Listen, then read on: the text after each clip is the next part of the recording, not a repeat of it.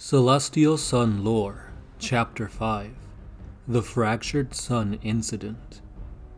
We were greeted with death. The Emperor had enacted the Edict of Obliteration upon the 11th Legion. For the first time ever, the Imperium sent out its execution force to silence and bury one of their own, the Celestial Suns.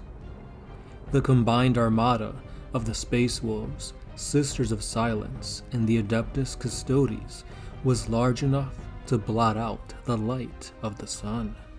The Emperor had planned out his execution force specifically to annihilate the Celestial Suns. The main force was that of the Space Wolves, for their hatred of psychic users would fuel their bloodlust. A supplemental force of Sisters of Silence would be needed to nullify the Astartes' warp capabilities, and the final nail on the coffin is the single 5-man unit, the Emperor's right hand, the Legio Custodes. The attack took the Celestial Suns completely by surprise. The Primarch Elric attempted to comprehend exactly what was going on. He sent word of his findings of the Mechanicus' plans of a coup via the Dragon Cult. Why strike at one of their own, he thought. Was the Emperor working alongside the cult? He couldn't, for the Void Dragon would cripple humanity via the machine spirit. And then it hit him. This had to be the nefarious doings of the demons of plague and rot. He had walked right into their trap. Yet again, Elric had been played by Tzeentch's plots. But Elric had no time to curse at his puppet masters, for the sky began to rain the wreckage of his fleet. The naval battle above the forge world of Aldia was swift and bloody efficient. Battle barge after battle barge came plummeting down, each fiery explosion shaking the world. Vox communication was ignored by the execution force, and upon seeing hundreds of his battle brothers fall against the orbital strike, Elric ordered any surviving Celestial Suns to make planetfall, and to make their last stand one worthy of legend. Fierce battles began being waged all across the forge. Perhaps fierce doesn't quite fit, for the ferocity of the Space Wolves was unmatched. They tore into their traitorous battle brothers with no remorse, no hesitation. The wolves had located their prey, and they were out to kill. One looking from the outside would never have thought that the 11th and the 6th had once fought side by side. There were countless casualties and tons of wounded on the Celestial Sun side, so much so that battle brother Arunsar had to erect a makeshift infirmary. He tended to the wounded, but the wolves were quickly upon him. Bolter rounds tore through one of the wounded. Channeling his inner fire, Arunsar summoned forth spears of condensed flame. Fenrisian power armor stood no chance against this psychic attack, and the squad fell as they burned alive from the inside out. But from behind their smoldering carcasses, another 5-man squad of Space Wolves charged forth, chainswords revving. Arunsar grabbed his combat knife, for he didn't have chance to use the flame spears once again. Bang! Bang! Bang!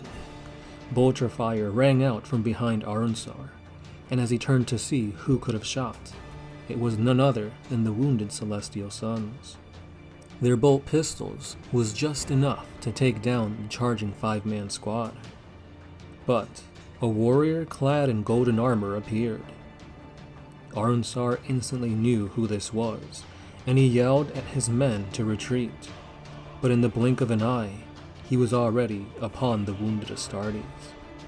His movements appeared like a blur, but each attack was a perfect killing blow. Before the dead could even fall to the ground, he had already set his sights on Arunsar. The Celestial Sun braced himself for the ensuing flurry of blows, but none came.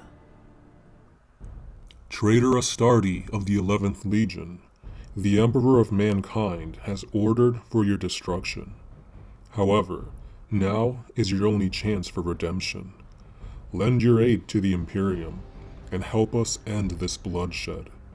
Strike down your corrupted battle brothers, and our Emperor will welcome you back to Imperial fold. The custody then picks up one of the bolt guns from one of the dead Marines and hands it to Arunsar. The Celestial Sun turns around and sees the wounded battle brothers from within his infirmary. The wounded Marines then point their bolt pistols at him. You know what must be done, The custody remarks before leaving the scene. The air is tense as the battle brothers of the 11th stare each other down, trigger fingers at the ready. Bang, bang, bang. Bloody footprints lead away from the burning infirmary. What have I done? They had fought side by side with me for decades, and yet I butchered them. But they deserved it. They pointed their bolters at me, the one who tended to their wounds, the one who protected them,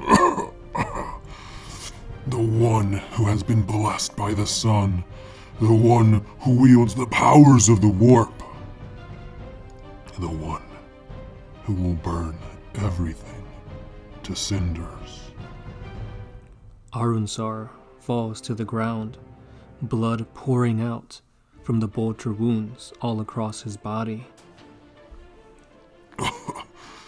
I've ignored your voice for so long now, but you've won this time.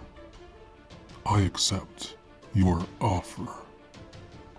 Arunsar raises his hand up to the sky.